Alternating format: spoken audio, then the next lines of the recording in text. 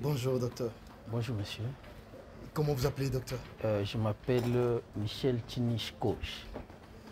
Michel Tinish Koch. Koch. Vous êtes Caroun? Exactement, oui. Oui, vous venez de... Je viens de la province du Tanganyika, dans les territoires de Kongolo, la zone de santé d'Mbouloula, et je suis médecin directeur à l'HGR Mbouloula. Et à Mbouloula, vous avez une équipe de la Fondation Panzi à Mbouloula, docteur? Exactement, oui. Quels sont les rapports que vous avez avec Panzi? Comment vous travaillez au fait? C'est pratiquement comme le poisson dans l'eau. Oui, parce que C'est-à-dire c'est une équipe qui est venue renforcer ce qui manquait à la zone de santé en général et à l'HGR Mbouloula en particulier. à l'HGR Mbouloula en particulier, qu'est-ce qu'ils ont amené au fait? Vous voyez, la plupart des cas de viol qui s'est passé dans la zone de santé, c'est passé ou c'est réparé à l'amiable. Mais depuis que la Fondation Panzi est en Mbouloula, il y a eu beaucoup de sensibilisation. On a vu que les gens ont commencé à améliorer les choses.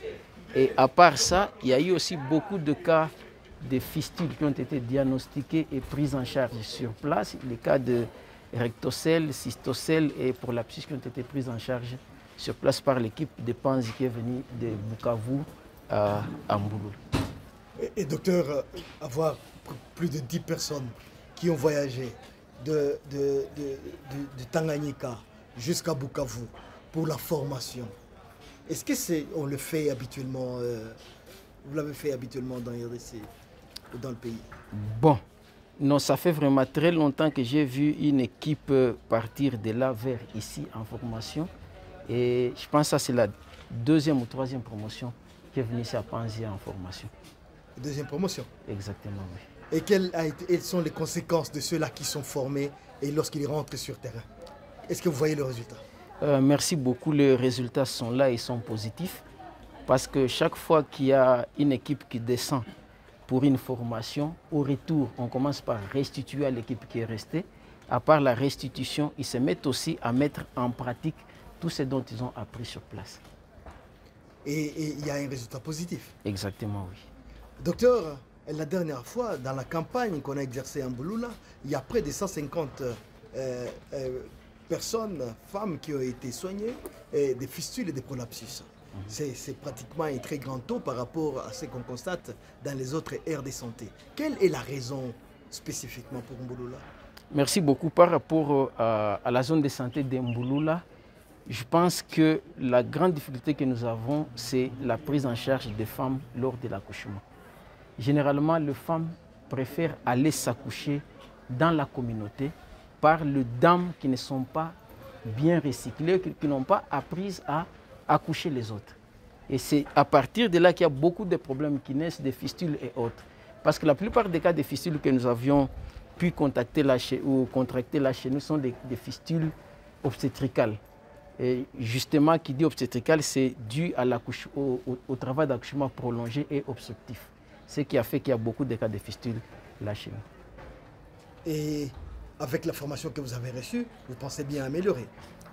Oui, nous sommes vraiment très heureux de la formation que nous venons d'acquérir durant les 3 mois. Parce que dans cette formation, il y a une phase ou un pilier qui est la prévention et un autre pilier qui est maintenant le curatif. Donc, on a appris les techniques de prévention et aussi on a pu pratiquer la chirurgie elle-même par rapport aux fistules et à des prolapsus et autres. Docteur, vous avez été ici pendant 3 mois et vous avez vu les différents défilés, les différentes autorités du monde qui viennent à Panzi. Et lorsque vous rentrez à Mbouloula, quel est le message que vous apportez?